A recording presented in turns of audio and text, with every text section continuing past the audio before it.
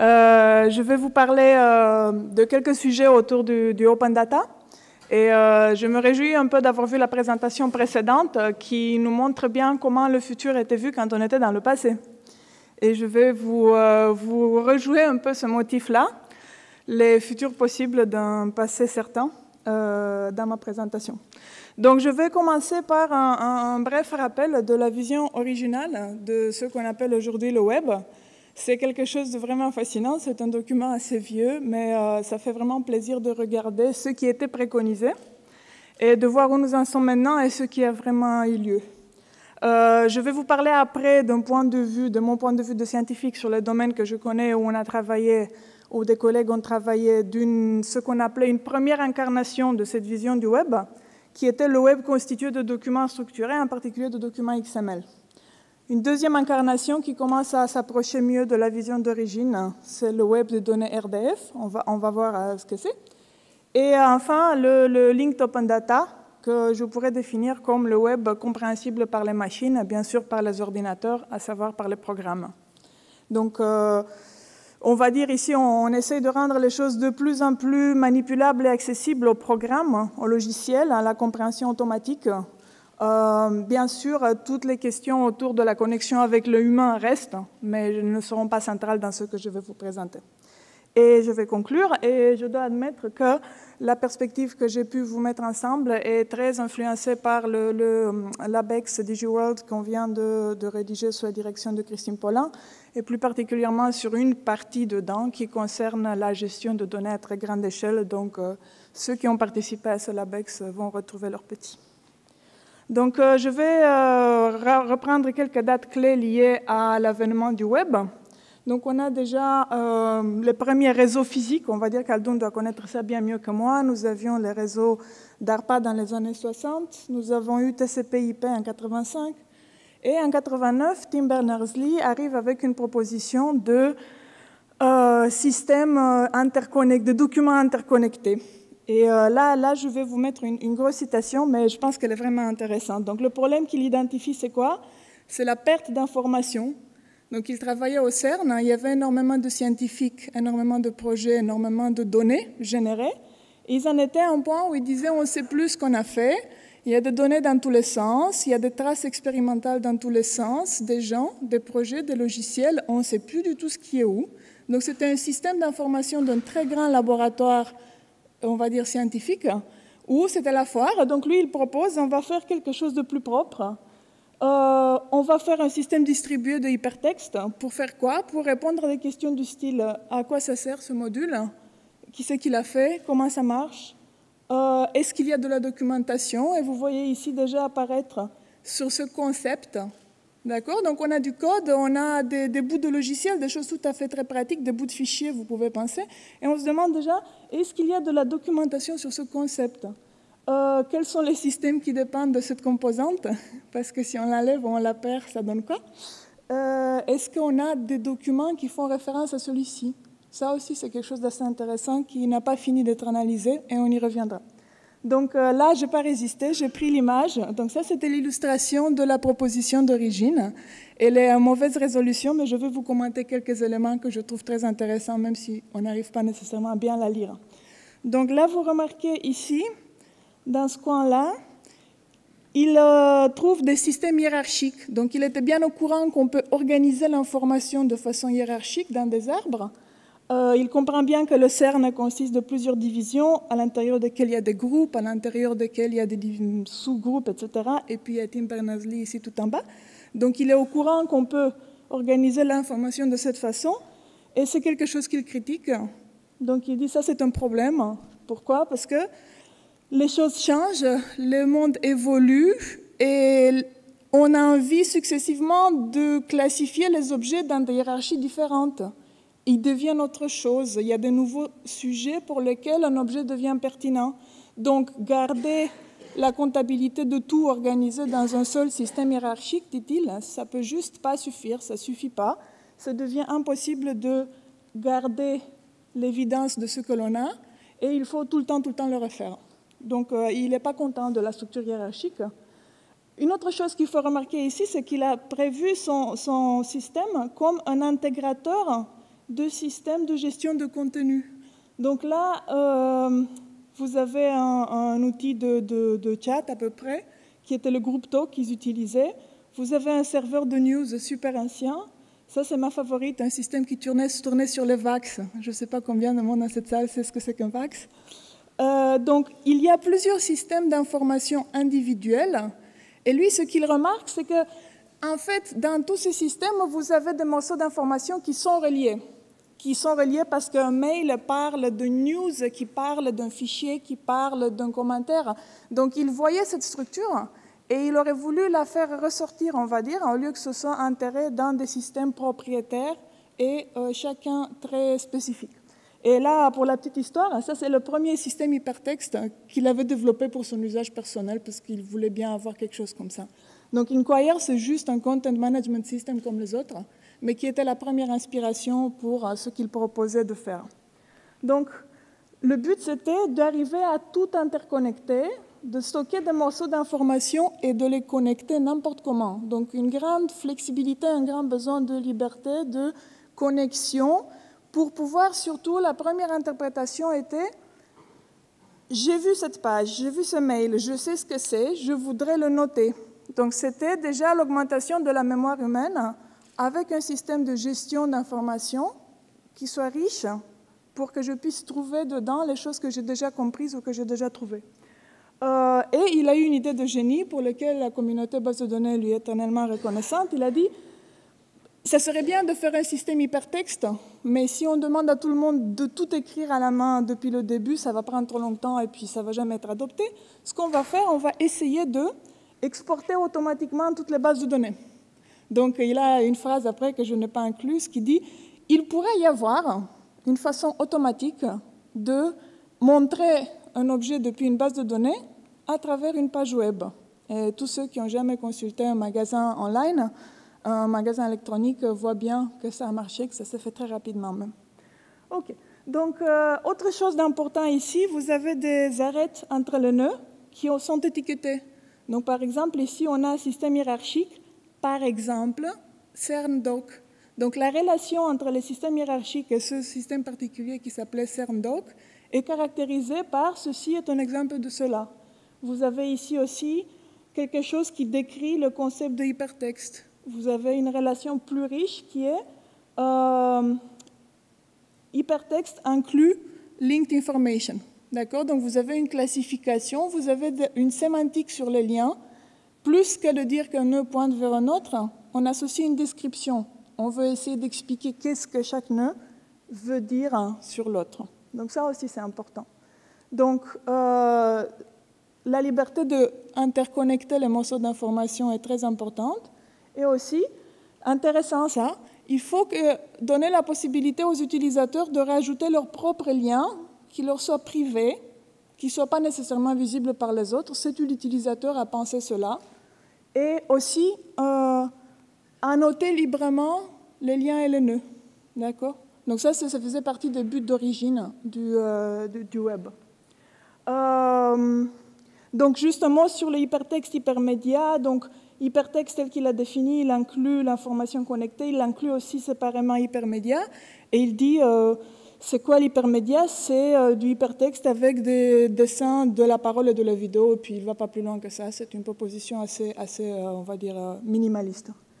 Ce qui est important pour lui, et en fait, c'est intéressant parce qu'il dit que le mot hypertexte, c'est un concept défini depuis les années 50. D'accord? C'est une base d'informations lisible par les humains et que l'on peut interconnecter comme on veut. Donc ça, c'est vraiment des idées qui nous viennent blast from the past. Il y a des choses assez intéressantes là-dedans. OK, donc, qu'est-ce qui s'est passé après? On a eu cette proposition de Tim Berners-Lee, on a eu HTTP. En 1995, on commence à avoir de l'Internet commercial, c'est-à-dire que tout un chacun peut s'acheter au lieu que ce soit juste l'armée américaine ou les systèmes de défense américains qui en bénéficient. Et alors arrive donc la communauté base de données, très très contente, en disant, voilà, puisqu'il y a du web, nous avons une idée, nous allons faire en sorte que les programmes échangent de données à travers le web. Donc c'est génial, on va avoir des programmes qui fonctionnent dans des sites distants, sur des machines différentes, sous le contrôle d'organisations différentes, et ces programmes veulent échanger. et le web est là pour nous permettre ces échanges. Donc, les premières applications qui sont sorties concernaient déjà des sites de commerce électronique. Donc, il y avait notamment une start-up qui avait été faite par des étudiants de Stanford qui s'appelait Jangly, qui était un intégrateur de fournisseurs. Donc, il y avait plusieurs vendeurs de livres indépendants. Il y avait des éditeurs ou des entrepôts d'édition. Et Jangly avait la technologie d'intégration de données qui permettait à un utilisateur de se connecter sur un site web unique, de chercher son livre et qu'on puisse le lui chercher, essayer de répondre à sa demande chez tous les fournisseurs, même s'ils étaient différents, même s'ils étaient distribués, même s'ils avaient des formats différents de représentation de leurs données. Donc, la première, on va dire, grand succès immédiat qui a marché, qui a tourné et qui n'a fait qu'exploser depuis, c'est l'échange, c'est ce genre d'application dans lequel on intègre les données d'un ensemble de fournisseurs pour faire une place de marché électronique. Et ce qui s'est passé, c'est comme les fournisseurs avaient des sources de données en format très hétérogène, on a souhaité avoir une façon d'écrire, d'organiser les données qui soient facilement compréhensibles par le portail de l'intégrateur. Donc, c'est ce qu'on appelait les données autodescriptives. Donc, données autodescriptives qui expliquent d'elles-mêmes leur structure. Et donc, ce format-là était XML et il a été très apprécié parce que déjà, on a beaucoup aimé qu'il séparait le contenu d'une page web de la présentation, l'information de l'aspect, et aussi un format flexible pour des données complexes. Donc, XML, apparu en 1998, très rapidement, c'est très simple, c'est des documents de cette façon. Donc, vous avez un fichier client.xml qui contient des données sur des clients qui ont une adresse, qui vivent dans une ville, qui ont un nom, etc. Donc, c'est un fichier structuré dans lequel on voit bien qu'est-ce que c'est que l'information qu'on est en train de lire. Donc, quand on arrive à lire Julie, on a déjà vu que c'est un nom et on comprend que c'est le nom d'un client. Donc, c'est l'aspect autodescriptif de données XML qui a beaucoup aidé à leur succès. Avec le fait que c'est flexible, donc on peut écrire des documents de structure très variée. C'est indépendant de toute plateforme. Ça sépare le contenu de la présentation. On peut, mais on n'est pas obligé de normer le schéma de document XML et plein d'autres choses encore. Donc, plusieurs applications comptent fondamentalement sur XML pour fonctionner, notamment tout ce qui concerne le web, donc toute la livraison de contenu à travers le web, tout ce qui concerne les news, tout ça. Donc, ça, c'est la page principale de l'INRIA en XML, enfin, c'est du XHTML, mais sur le web, il n'y a que ça. Ça, c'est clair. Et il y a aussi un autre aspect intéressant qui consiste à étudier la façon que pourraient avoir les programmes d'interagir automatiquement en s'envoyant des messages XML. Donc, une des grandes applications de XML, c'est d'être un format de sérialisation de messages. Et alors, on parle de services web qui sont des primitives d'interaction entre deux parties à la base. Mais lorsqu'on sait faire parler deux partenaires, on peut faire des systèmes beaucoup plus complexes. Et notamment, on a plein de sujets liés à la coordination, à la synchronisation, au typage, etc. Tout ça, ça ne marcherait pas sans XML. Et je liste sans aucune prétention d'exhaustivité quelques équipes qui sont dans notre voisinage qui travaillent, on travaille là-dessus. Il y a eu des travaux aussi sur un mix de documents XML et services web dans l'équipe qui s'appelait Gémeaux, dont Léo a pris la suite. Et Serge Abitboul continue à travailler là-dessus dans son projet ERC et dans l'équipe d'AU. Et donc, ce que ça donne de grands ensembles d'ordinateurs qui arrivent à mettre des processus complexes en marche en se coordonnant avec des messages XML. OK. Donc, il y a plein de problèmes intéressants liés à la recherche sur XML et je vais vous passer très rapidement pas mal de choses sur lesquelles on travaille chez nous et dans Proval, principalement deux dimensions que j'ai choisies. Le traitement efficace des requêtes à très grande échelle, là, il y a plusieurs techniques, et les bases de données XML probabilistes, puisque des fois on peut avoir des incertitudes et alors il faut des probabilités pour modéliser ces incertitudes-là. Et il y a des projets, notamment, qui ont encadré ces travaux. Par contre, on peut apporter une critique à XML, et la critique, c'est la même que celle de Tim Berners-Lee depuis le tout début, qui est, le problème avec XML, c'est que chaque objet doit être accroché dans un seul endroit, puisque c'est un arbre. Donc, le format de document XML est arborescent. Donc, il dit, en 89, c'est pratique que chaque nœud est accroché dans un seul endroit, mais le vrai monde n'est pas comme ça. Et il dit, par exemple, regardez les newsgroups, on a une discussion sur un sujet, puis les gens discutent, ça devient pertinent pour d'autres sujets aussi, et on ne peut pas le bouger parce que c'est organisé dans une hiérarchie fixe, ça ne va pas. Donc, il fait la remarque que tout le monde en base de données connaît bien, le vrai monde est un graphe dans lequel il y a des entités avec des associations entre elles. Et donc ça, c'est, on va dire, le dilemme du bibliothécaire. On a besoin d'écrire une bibliographie en XML, et il y a deux façons de l'organiser. Soit on met les livres et sous chaque livre, on met l'auteur, soit on met chaque auteur et sous chaque auteur, on met le nom et le titre qu'il a écrit. Et le problème, c'est que vous pouvez faire l'une ou l'autre, mais vous n'allez plus trouver les livres écrits par Serge de la même façon. Donc ça, c'est embêtant, parce qu'il faut savoir comment s'organiser. Donc vous n'allez plus trouver ce livre, et ça ne va pas. Donc, la deuxième, on va dire, incarnation du web, c'est RDF, qui est un langage plus récent, de 2003 seulement. Et RDF, c'est un modèle très très simple qui dit dans le monde, il y a des ressources. Les ressources sont des choses, peuvent être électroniques ou du monde réel. Les ressources sont des propriétés. Une propriété, c'est quoi? C'est déjà un nom de propriété. Et la valeur d'une propriété, c'est soit une autre ressource, soit une valeur toute simple. Donc, par exemple, ici, vous avez quelque chose qui a l'identifiant numéro 1. On vous a dit qu'il a écrit quelque chose qui a l'identifiant numéro 2. Et qu'est-ce que c'est numéro 2? Pardon, c'est le contraire. Donc là, vous avez URI 2, qui est une personne, selon la classification de notre serveur de publication HAL. Et il a écrit quelque chose qui est un livre. D'accord? Donc, ce que vous avez sur des boîtes bleues sont des ressources.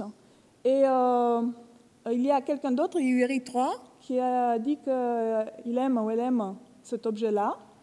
Et si on cherche qui est URI 3, on apprend que c'est il y en a. Donc bon, ça veut dire aussi que si c'est moi qui dis que c'est bien et c'est moi qui suis auteur aussi, c'est que je suis en train de gonfler la pub. Mais déjà, vous voyez ce qu'on arrive à dire avec RDF. Les nœuds que vous voyez juste avec des guillemets sont des valeurs simples qui sont tout simplement des valeurs, pas des entités. Et ce que vous voyez revenir là, ce sont des relations asémantiques. D'accord? Donc les relations qui encodent de la sémantique, qui vous disent comment est-ce que cet objet est lié à celui-ci. Eh bien, de deux façons. C'est par le endorsement, par le likes, et c'est aussi en étant auteur. D'accord? Donc c'est le genre de choses qu'on peut faire avec RDF. Et quelque chose de très important, c'est qu'il y a une propriété particulière, une classe particulière de propriétés en RDF qui sont les types. Et les types permettent d'associer de la sémantique aux données. Et ça permet de raisonner. Et ça, c'est très important. Parce que, par exemple, si on sait qu'une personne, en sens de HAL, est une personne en sens de l'INSEE, alors on peut trouver aussi que Serge est une personne au sens de l'INSEE, et c'est tant mieux pour le recensement et pour plein d'autres raisons pratiques.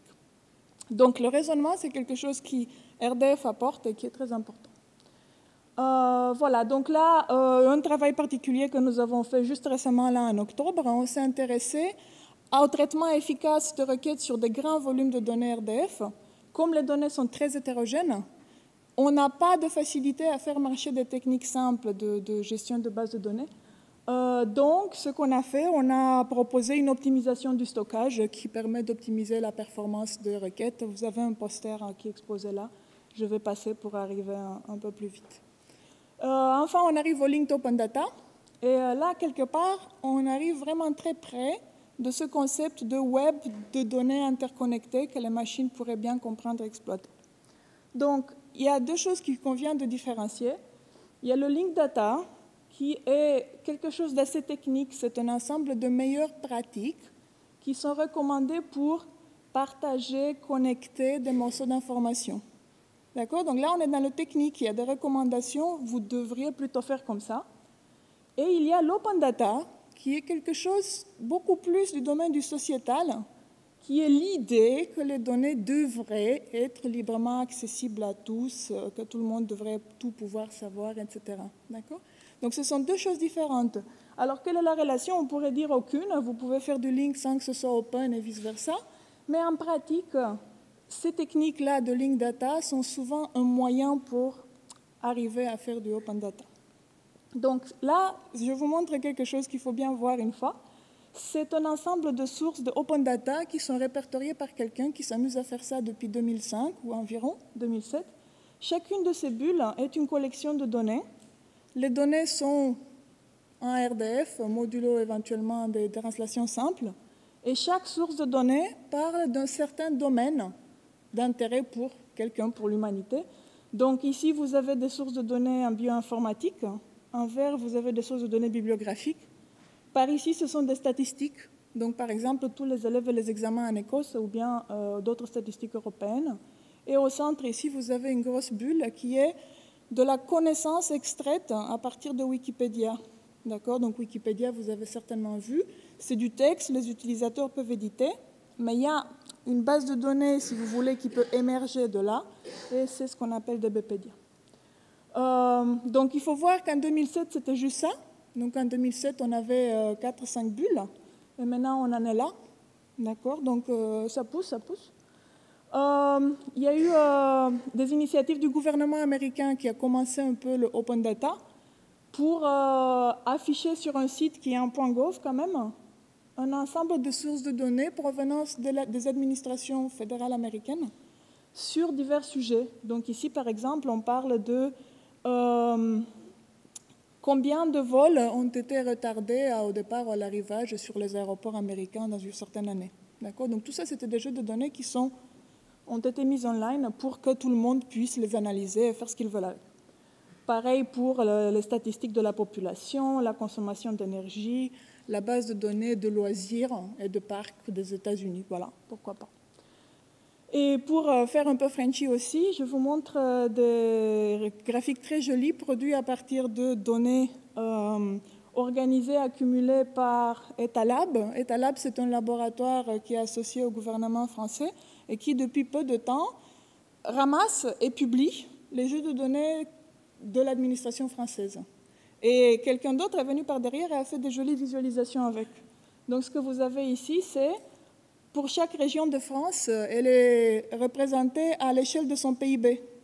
D'accord? Donc l'île de France, c'est un énorme, c'est pas un trou noir, hein, au contraire, hein, c'est un trou blanc, ça devrait être. Donc là, vous voyez les déséquilibres entre les diverses régions, vous voyez bien les pôles industriels, etc., etc. Donc ça, il faut aller voir, c'est vraiment très sympa, il y en a une trentaine. Et chaque fois, on a cette impression de « Waouh, ah, dis donc, ah, ben, je ne savais pas ». Donc ça, c'est vraiment, c'est très, très fort, c'est rendre les données accessibles. Pareil, agriculture bio, combien de cinémas par habitant, combien de boulangeries par habitant, vous pouvez aller chercher, c'est très rigolo. OK, alors je voudrais juste dire deux choses pour faire la transition avec mon distingué collègue qui va venir. Je tiens à faire remarquer que faire le dessin, c'est juste la dernière étape. Donc, c'est beaucoup plus difficile d'arriver à avoir de l'open data de qualité et complet. Après, dessiner, c'est facile, dis-je. Alors, on va se marrer. Qu'est-ce qu'il a dit Tim Berners-Lee en 89 ? Ce qu'il faut pour ce machin que j'appelle hypertexte, c'est en gros que ça fasse de l'ASCII 24 par 80, ça va être suffisant. Plus que ça, honnêtement, je ne vois pas à quoi ça servirait. Par contre, c'est couvert. Hein. Il a dit pour le moment. Et juste pour vous marrer, je vais vous montrer ce qu'il demande en 2006. Quand on aura du scalable vector graphics partout et que tout ça, ça va être rigolo et ça va se déplier, se rempiler, et puis je pourrai interagir avec l'image. En 2006, elle est devenue gourmande, donc maintenant, il en veut. Bon, donc, juste pour vous dire que les interfaces deviennent essentielles, regardez à quel point ça, c'est lisible. Et si je vous montre d'autres formats, c'est beaucoup moins lisible. Ce qui me fait une transition sur quelques problèmes de recherche que nous traitons dans l'équipe actuellement. On veut faire du open data, mais ce qu'on a vraiment sont des tableaux, comme ça. Vous avez, par exemple, la population estimée pour chaque région française en janvier 2011. Et est-ce qu'il y a des problèmes ici? Des problèmes, non, mais il faut faire attention parce que ici, c'est la Picardie, ici, c'est le Poitou-Charentes, et ici, c'est la France de province. Donc, cette ligne-là, c'est la somme de plein d'autres lignes. D'accord? Donc, quand on vous jette un tableau comme ça, encore faut-il comprendre qu'il y a une ligne qui n'est pas du tout comme les autres, que c'est la somme d'autres lignes. D'accord? Donc, c'est ce genre de problème qui tiennent les gens occupés. Ici, vous avez le même exercice, le département du Nord. qui est la somme de plusieurs arrondissements. Et de plus, encore une vacherie, les données ici sont des variations. Donc, les données sont organisées de façon à donner la variation par rapport à l'année précédente. Et là, vous avez de la population négative, bien sûr. Il faut comprendre que c'est une variation, donc il faut interpréter différemment. Donc, il y a des travaux dans l'équipe qui s'attaquent à ce genre de problème. Donc, le but, c'est quoi? Le but, c'est on vous donne un tableau qui est moche et il faut arriver à faire des données interconnectées où vous arriviez à tout mettre en place et à identifier les faits que vous avez sur chaque chose. Bien, donc collaboration, travail dans l'équipe, collaboration avec une start-up qui s'appelle Data Publica. Ça, je vais sauter pour faute de temps.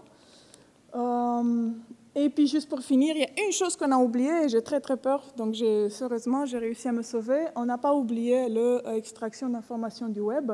Donc, ça, c'est énorme aussi. Nous n'y travaillons pas directement, mais nous sommes au courant de plein de collègues qui travaillent là-dessus. On cherche sur le web à extraire des données, déjà, donc faire du link open data, des informations plus complexes, qui a fait quoi, dans quelle situation, quelles sont les relations. Beaucoup, on recherche de la sémantique ou de la connaissance ou le sens des données et la structure cachée. Donc, plein d'équipes, plein de chercheurs de très bonne qualité dans l'environnement de Digiteo, dans notre voisinage qui travaillent là-dessus, et je ne les ai pas tous listés. Je vais me marrer. Donc, Tim Berners-Lee en 89. Une possibilité vraiment intéressante, c'est qu'on pourrait analyser ce machin-là automatiquement. On pourrait déjà chercher des anomalies dedans, comme par exemple des logiciels qui n'ont pas de la documentation. On pourrait même regarder la topologie d'une organisation ou d'un projet pour conclure comment il faudrait qu'on la gère. D'accord? Donc, c'est le genre de choses qui venaient, on va dire, comme développement immédiat avant les graphiques. Les idées qui venaient immédiatement en 89. Donc, si je fais un peu une cartographie scientifique de ce à quoi nous sommes en train de nous intéresser, vous avez notamment ce domaine-là, mais heureusement toute la science est interconnectée, mais là je parle du cœur. Donc vous avez les bases de données, la sémantique, le cloud computing, tout ce qui concerne la visualisation, les interfaces, les visual analytics. Donc vous avez beaucoup de techniques et de domaines qui ont chacun et chacune des contributions essentielles à apporter pour que l'on appréhende le web, pour qu'on puisse vraiment s'en servir dans les termes d'un très modeste document de 89. Et on ne va pas devenir des groupies de Tim Berners-Lee. Vous avez vu que même lui, il a été capable de voir en 2006 qu'il y a bien plus que son programme de 89. Donc, heureusement, le programme, il change tout le temps et on peut faire de plus en plus de choses et on comprend des choses dont on n'aurait même pas rêvé avant. Mais, on va dire, tous ces talents sont nécessaires à bord pour qu'on y arrive. Linked Open Data, tout le monde en fait maintenant, c'est extrêmement populaire, au moins sur le monde académique. Si je peux me permettre, je voudrais juste rajouter qu'il me semble important de souvenir et de marquer le fait que le caractère ouvert et indépendant de plateformes et de fournisseurs était une dimension essentielle dès le début de toute l'idée du web. Donc il me semble très important d'avoir un peu de recul scientifique et de se dire que ce n'est pas normal qu'une entreprise essaye d'enfermer Internet sur son serveur et qu'on vous dise vous devez être client chez eux pour avoir Internet. D'accord? Quelqu'un m'a dit, et j'ai bien aimé ça, AOL a essayé de faire ça, c'est pour ça qu'ils sont cassés la gueule. Donc félicitations, j'attends le suivant. Il me semble important de garder en tête cette idée d'ouverture et d'indépendance de plateforme qui est vraiment la clé pour que ça marche, selon moi. Beaucoup d'applications possibles, donc du côté industriel maintenant. On peut exploiter toutes ces données. Donc, typiquement, ce que l'on peut faire, c'est organiser des marchés de données spécialisés, soit pour des individus qui ont des besoins personnels, soit au niveau des entreprises pour que des partenaires d'affaires se retrouvent. On peut faire beaucoup de choses autour de l'interprétation et l'extraction de sens sur le web. Quelque chose qui est pratique aussi, c'est d'enrichissement de données. Donc, vous avez quelqu'un, une organisation, un individu qui a un jeu de données à lui, perso, et il dit « j'aimerais bien qu'il soit augmenté, qu'il soit enrichi, qu'il soit complémenté avec tout ce que l'on pourrait y rajouter ». Donc ça se fait aussi. Le but d'origine pour Tim Berners-Lee, c'était de faire un meilleur système d'information.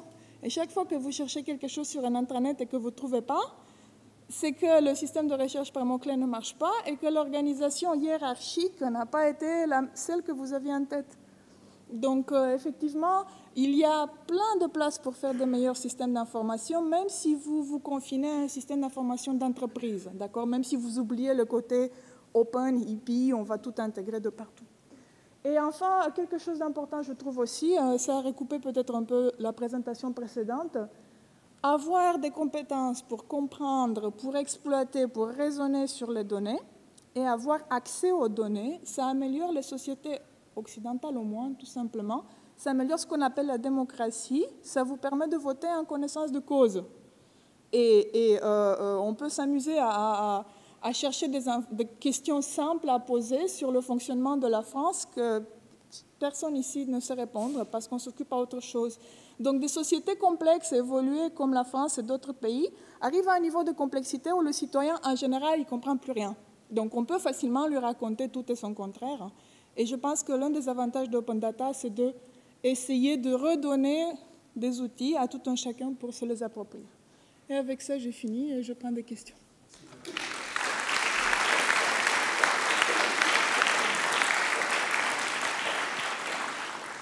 Je suis sûr qu'il y a des tas de questions auxquelles Yana va pouvoir répondre.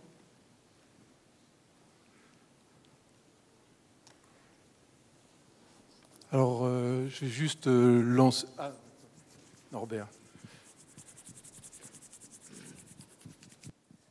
If there are no questions, I have at least a comment. Tim Berners-Lee seems to be your big hero, right? And I just wanted to point out that from your presentation, you created the image that he also created hypertext, and this is completely wrong. He was, sorry, what? He created the idea of hypertext. No, absolutely not. Yeah. He said it was from the 50s, when probably he was a toddler. So he agrees. But even, I mean, Vannevar Bush in the 50s, but then in the 87 and later on, there was a very established scientific hypertext community. I know. And I was part of it, and I even organized with André Rist von INRIA the first European hypertext conference in Versailles in 1990. His papers were actually rejected by the scientific hypertext community because they were so simple in terms of having no idea about types, nodes, and links. And only later on, when he came with HTTP, then he deserves credit, right? So, and this continues. But yeah, you know, if some conferences rejected his papers, we can argue, you know, who has the last laugh.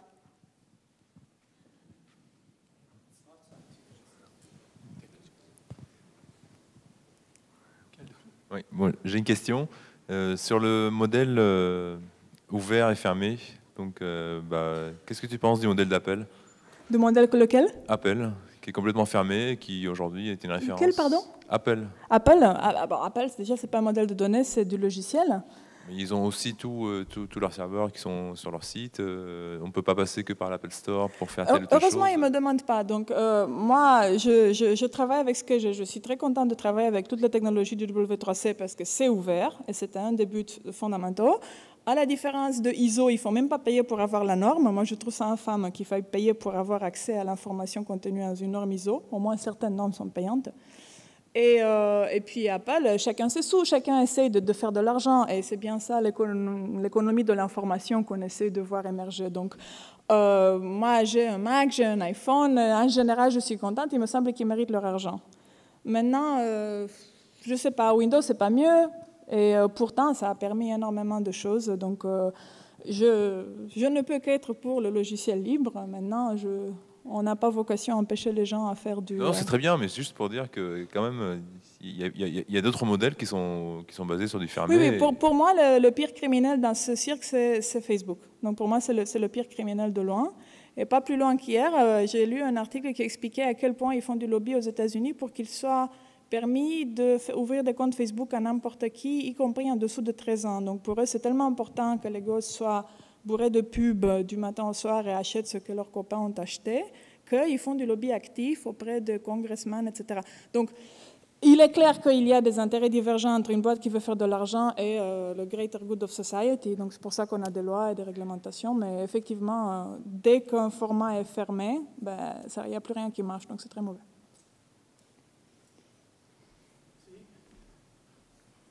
Il y a une autre question.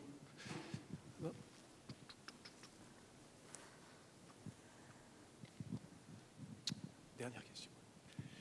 Oui, merci. Il y a quand même des contextes où on a besoin de fermeture. Si on pense à des données comment dire, personnelles, dans le genre des données médicales ou des données de la sécurité sociale. Donc, comment on peut gérer ces... Excuse-moi, tu peux répéter le micro. Donc, il y a quand même des endroits où on a besoin de fermeture, de vie privée, protection de la vie privée. On peut penser à des données médicales, à la sécurité sociale. Donc, il y a quand même des étanchéités à préserver.